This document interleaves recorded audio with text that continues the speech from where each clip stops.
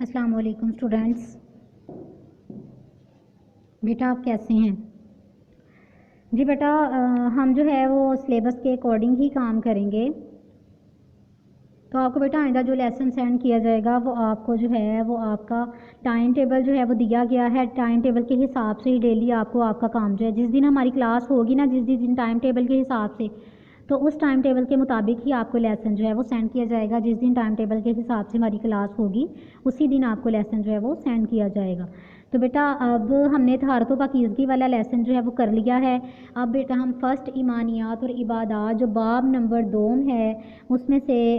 First lesson जो है वो हम करेंगे अल्लाह पर ईमान। ठीक है, अल्लाह पर ईमान, ये बेटा हम फ़र्स्ट लेसन जो है वो आज साथ में शुरू करेंगे। एक चैप्टर हो गया है, फिर हम ये शुरू करेंगे। तो इसके बाद हमारा नेक्स्ट लेसन जो है वो तौहीद भी है, वो भी इसी के साथ है। अल्लाह पर ईमान और तौहीद, यही वाला लेसन जो है वो हम इसको कंप्लीट करेंगे और दूसरा हमारा चैप्टर जो है वो कंप्लीट हो गया है। जी बेटा अल्लाह ईमानियात और इबादात में से हम अल्लाह पर ईमान जो है इसके हवाले से हम पढ़ते हैं कि अल्लाह ताला पर ईमान, ये इसको क्या कहते हैं। जी बेटा हम जो है वो पढ़ते हैं, कुछ अकायद होते हैं और कुछ अरकान होते हैं। हमने अकीदों के बारे में पढ़ा है ना, अकायद, और कुछ हमने जो है अकीदे के अलावा हमने अरकान रुकन के हवाले से पढ़ा है। तो हम सबसे पहले देखते हैं कि अरकान और रुकन में क्या फ़र्क है। ठीक है, तो बेटा अरकान जो है अकीदा कहते हैं या अकायद उस चीज़ को अपने दिल से मानना जिसको हमने बज़ाते खुद देखा नहीं है, जिसको हमने अपनी आंखों से देखा नहीं है, वो गैर मादी चीज़ें हैं, उनको हमने हाथ से छू कर महसूस नहीं किया। तो उन चीज़ों पर ईमान लाना, इन चीज़ों पर ईमान लाना जो है वो हम कहते हैं वो अकीदा तौहीद में आता है। ठीक है, ये जो है चीज़ें अकीदा तौहीद में आती हैं। अल्लाह ताला पर ईमान लाना, ये चीज़ें अकीदा तौहीद में आती हैं। जैसे बेटा मिसाल के तौर पर हमने अल्लाह ताला को अपनी आँखों से नहीं देखा, हमने रसूलों को जो है वो अपनी आँखों से नहीं देखा, हमने जो है वो फरिश्तों को, मलाइका को, आसमानी किताबों को उतरते हुए नहीं देखा। तो इन चीज़ों पर जो हम ईमान लाते हैं ना, जैसे अकायद कितने होते हैं, अल्लाह पर ईमान, तौहीद का यानी कि इकरार, रसूलों पर ईमान,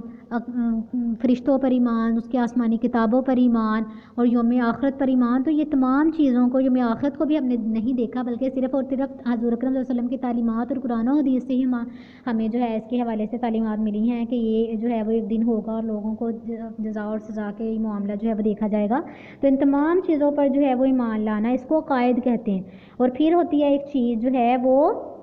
अरकान, जिसको रुकन कहते हैं। तो बेटा रुकन जो है वो अरकान वो होते हैं जिसको हम परफॉर्म करते हैं अल्लाह पर ईमान लाने के बाद, जो अल्लाह ताला के अहकामात को मानते हैं ना, जैसे हज अदा करना, ज़कात देना, नमाज़ पढ़ना, कलमा तौहीद मुँह से पढ़ना, उसका इकरार करना, और इसके अलावा जो है वो हम जितनी वो अल्लाह ताला ने जितने अहकामात हमें दिए ना उनको उसके अरकान कहा जाता है, उनको पूरा करना। ठीक है, ये तमाम वो चीज़ें हैं जिनको जो है वो मानना, इन चीज़ों को करने के बाद हम दायरा इस्लाम में जो है वो आते हैं। दायरा इस्लाम में फिर आने के बाद ये तमाम अरकान जो पूरे करना ये हम पर लाजिम है। तो अल्लाह पर ईमान क्या है, इसका मफ़हूम हम पढ़ते हैं कि अल्लाह ताला पर ईमान का मतलब क्या है। तो ईमान से मुराद है, सबसे पहले ईमान का मानी है मान लेना,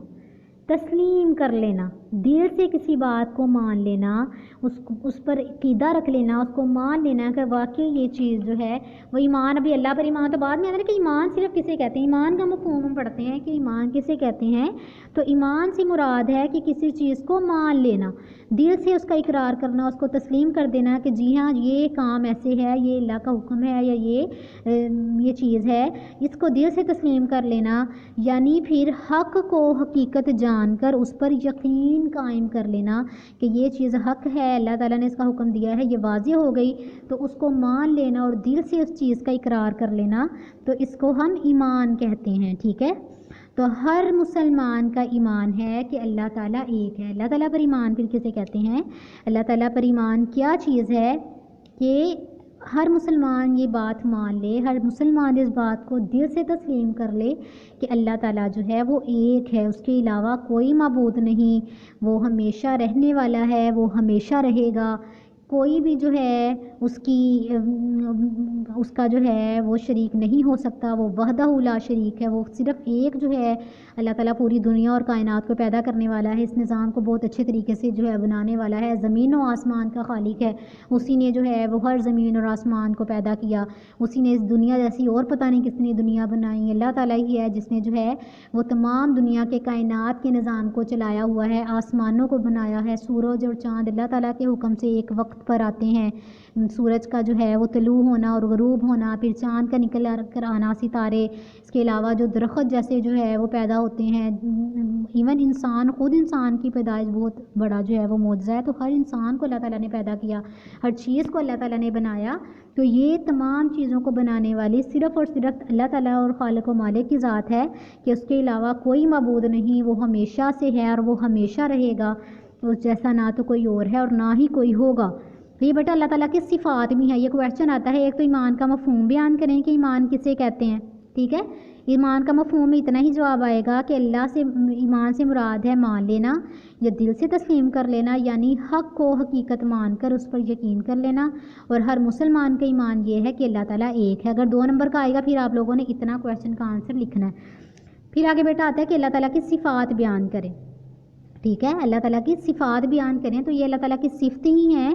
تو یہاں سے آپ پھر شروع کریں گے کہ ایمان سے مراد اللہ مان لینا، دل سے تسلیم کر لینا، یعنی حقیقت کو جان کر اسی پر یقین لے آنا، اسی کو جو ہے وہ ماننا، اور ہر مسلمان کا ایمان ہے کہ اللہ تعالیٰ جو ہے وہ ایک ہے، وحدہ لا شریک ہے، اس کا کوئی شریک نہیں، وہ ہمیشہ سے ہے، یعنی کہ وہ ہمیشہ سے، اس کو نہ ہی کسی نے پیدا کیا ہے، نہ ہی وہ کسی کا بیٹا ہے اور نہ ہی کوئی اس کا بیٹا ہے، ٹھیک ہے، تو اس کو کسی نے پیدا نہیں کیا، وہ خود ہی سے ہمیشہ سے ہے اور وہ ہمیشہ رہے گا، پوری دنیا ختم ہو جائے گی، فنا ہو جائے گی، اللہ تعالیٰ کے حکم سے جو چاہے اللہ تعالیٰ جو کر سکتے ہیں، لیکن اللہ تعالیٰ کبھی جو ہے اللہ تعالیٰ فنا نہیں ہو سکتے، وہ ہمیشہ رہنے والے ہیں، اس کا کوئی شریک نہیں ہے، یعنی کہ اللہ تعالیٰ کے ساتھ اور کوئی ایسا بندہ یا کوئی ایسا جو ہے مخلوق نہیں ہے جس نے اللہ تعالیٰ کے ساتھ جو ہے مل کر اس کائنات کو بنانے میں مدد کی ہو، صرف اور صرف اللہ تعالیٰ حکم دیتے ہیں کسی بھی چیز کا جب ارادہ کریں، قرآن پاک کی آیت ہے کہ وَإِنَّمَا أَمْرُهُ إِذَا أَرَادَ شَيْئًا يَقُولُ لَهُ كُن فَيَكُونُ، کہ جب بھی وہ کسی چیز کو کسی کام کے کرنے کا ارادہ کرتا ہے تو وہ صرف کہتا ہے اس کام کو کہ ہو جا اور وہ چیز ہو جاتی ہے، اس کے اللہ تعالیٰ کا کوئی شریک نہیں ہے کہ وہ اللہ تعالیٰ کے ساتھ اس کام میں شریک ہو، یہ واحد کام صرف اللہ تعالیٰ کا ہی ہے، وہی صرف ہر چیز کا حکم دے سکتا ہے اور وہ چیز جو ہے وہ اپنے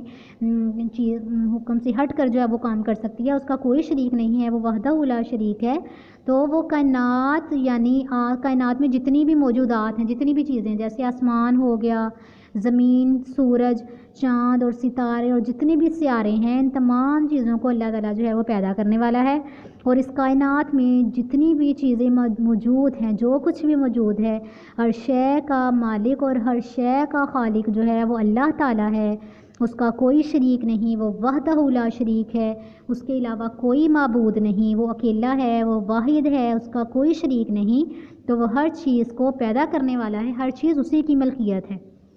وہی سب کو رزق دینے والا ہے، سب کا رازق ہے، اللہ تعالیٰ ہی سب کو پالنے والا ہے، کوئی بھی چیز جو ہے وہ اللہ تعالیٰ کے سوا ذرہ ایک سے ادھر ادھر نہیں ہو سکتا، تو اللہ تعالیٰ ہی ہے، وہ سب کو رزق دینے والا ہے، وہی سب کو پالنے والا ہے، وہی سب کو پوشیدہ یا غیب طریقے سے رزق دیتا ہے، اگر کسی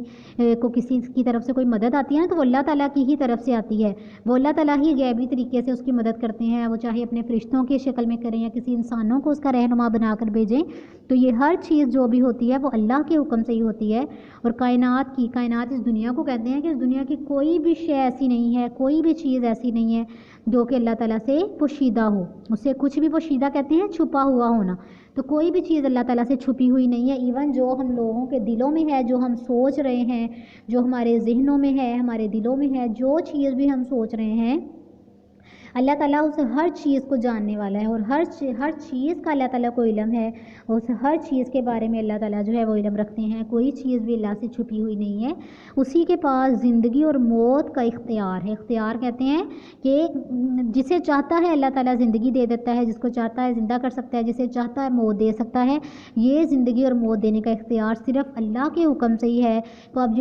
بیٹا آپ دیکھیں، اب یہ وائرس ہم کہتے ہیں وائرس آیا ہوا ہے، یہ وبا آئی ہوئی ہے، ایسے لوگ جو ہے، لیکن یہ یہ وبا اگر اس دنیا میں آئی ہے تو اس کو لانے کا بھی کوئی انسان جو ہے وہ نہیں، یہ اللہ کے حکم سے ہی آئی ہے۔ اور اگر کسی انسان کو اس کی وجہ سے موت آئی ہے، یا اگر کوئی انسان جو ہے اس کے علاوہ بھی جتنی بیماریوں سے، تو ہر چیز اللہ کے حکم سے ہی ہوئی ہے۔ اگر کسی کو کوئی زندہ ہے، کوئی چل رہا ہے، کوئی جو ہے وہ اس دنیا سے چلا گیا ہے، تو ہر چیز اللہ کے حکم کے مطابق ہو رہی ہے۔ اللہ کے حکم کے بغیر کوئی پتہ بھی نہیں ہل سکتا، کوئی ذرہ نہیں ایک جگہ سے ادھر ہو سکتا۔ تو زندگی اور موت کا اختیار صرف اسی کے پاس ہے، وہ جسے چاہے زندہ کر سکتا ہے، جسے چاہے مار سکتا ہے، اور وہ ہر عیب سے پاک ہے۔ عیب کہتے ہیں کسی بھی میں کوئی کمی، کوئی نقص ہونا، کوئی خامی ہونا، تو اللہ تعالیٰ ہر قسم کے عیب سے، ہر نقص سے، ہر جو ہے وہ برائی سے پاک ہے، اور وہ ہر چیز پر اپنی پوری قدرت رکھتا ہے۔ قدرت کہتے ہیں طاقت رکھنا، کہ اللہ تعالیٰ ہر چیز پر طاقت رکھتے ہیں، اللہ تعالیٰ ہر چیز پر جو ہے وہ قادر ہیں، ہر چیز کو چلانے کا، ہر چیز کو مٹانے کا، پیدا کرنے کا جو ہے یہ وہ اللہ تعالیٰ کے پاس قدرت ہے، وہ جسے چاہیں چلا سکتے ہیں، پیدا کر سکتے ہیں۔ کوئی اس کی برابری کرنے والا نہیں ہے، کوئی بھی اس کی برابری نہیں کر سکتا، اور کائنات کی ہر شے، کائنات کی اس دنیا کی ہر چیز جو ہے وہ اسی کے حکم کی پابند ہے۔ اللہ تعالیٰ کے حکم کے مطابق ہی وہ چیز جو ہے وہ چل رہی ہے، یا اللہ کے حکم کے مطابق ہی ہر چیز جو ہے وہ زندگی گزار رہی ہے، ہر چیز کائنات کی اللہ تعالیٰ کے حکم سے چل رہی ہے۔ جی بیٹا اس میں تقریباً 10 سے 11 صفات ایسی ہیں بیان ہوئی ہیں، تو یہ کویشچن آتا ہے، ایک تو ایمان کا مفہوم، یہ کویشچن آپ لوگوں نے لکھنا ہے کہ ایمان کا مفہوم بیان کریں، پھر یہ کہ اللہ تعالیٰ کی صفات بیان کریں۔ تو آپ لوگوں نے آگے لکھنا ہے کہ اللہ تعالیٰ کی مندرجہ ذیل صفات ہیں، تو آپ نے یہاں سے شروع کرنی ہے۔ پہلی صفت، وہ ہمیشہ سے اور ہمیشہ رہے گا۔ دوسری صفت، اس کا کوئی شریک نہیں ہے۔ تیسری صفت، وہ کائنات یعنی آسمان، زمین، چاند، سورج، ستارے اور سیارے، ہر چیز کو پیدا کرنے والا ہے۔ چوتھی صفت، اور کائنات میں موجود ہر شے کا مالک اللہ تعالیٰ ہی ہے۔ اور پانچویں صفت، کہ وہی سب کو رزق دینے والا ہے اور وہی سب کو پالنے والا ہے۔ آگے چھٹی صفت دیکھیں کہ کائنات کی کوئی شے بھی، کوئی بھی چیز اس سے پوشیدہ نہیں ہے، کوئی بھی چیز جو ہے وہ اللہ تعالیٰ سے چھپی ہوئی نہیں ہے، اسی کے پاس زندگی ہے اور موت کا اختیار ہے، کہ جسے چاہتا ہے اللہ تعالیٰ زندگی دے سکتا ہے، اور جسے چاہتا ہے اللہ تعالیٰ موت دے سکتا ہے۔ آٹھویں صفت، کہ وہ ہر عیب سے پاک ہے، ہر نقص سے پاک ہے، ہر برائی سے پاک ہے، تو اللہ تعالیٰ جو ہے وہ سب سے بلند ہے۔ آگے نویں صفت دیکھیں، ہر چیز پر پوری قدرت اللہ تعالیٰ جو ہے وہ رکھتے ہیں، ہر چیز پر جو ہے اللہ تعالیٰ کی قدرت ہے، اور کوئی اس کی برابری کرنے والا نہیں۔ یہ بیٹا 10ویں صفت ہے کہ کوئی اس کی برابری کرنے والا نہیں۔ آگے 11ویں صفت دیکھیں کہ کائنات کی ہر شے اسی کے حکم کے پابند ہے، کوئی بھی چیز ایک ذرہ بھی اپنی جگہ سے نہیں ہل سکتا، تو ہر چیز اللہ تعالیٰ کی پابند ہے۔ اللہ تعالیٰ جیسے چاہے اس چیز کو، اس انسان کو جو ہے وہ چلانے کا حق رکھتے ہیں، جیسے چاہیں اس چیز کو چلا سکتے ہیں۔ آگے بیٹا دیکھیں کہ ایمان میں کیا کیا چیزیں شامل ہیں، یعنی کہ ایمان اگر ہم لاتے ہیں اللہ تعالیٰ پر تو کون کون سی چیزیں شامل ہیں، کہ ہم وہ چیزیں کریں گے تو پھر ہم پر جو ہے یہ چیز واضح ہو سکتی ہے کہ ہم اللہ تعالیٰ پر ایمان لاتے ہیں۔ تو کیا کویشچن ہے کہ ایمان میں کون کون سی چیزیں شامل ہیں، یہ کویشچن آتا ہوتا ہے تیسرا، کہ ایمان میں کون کون سی باتیں یا کون کون سی چیزیں شامل ہیں۔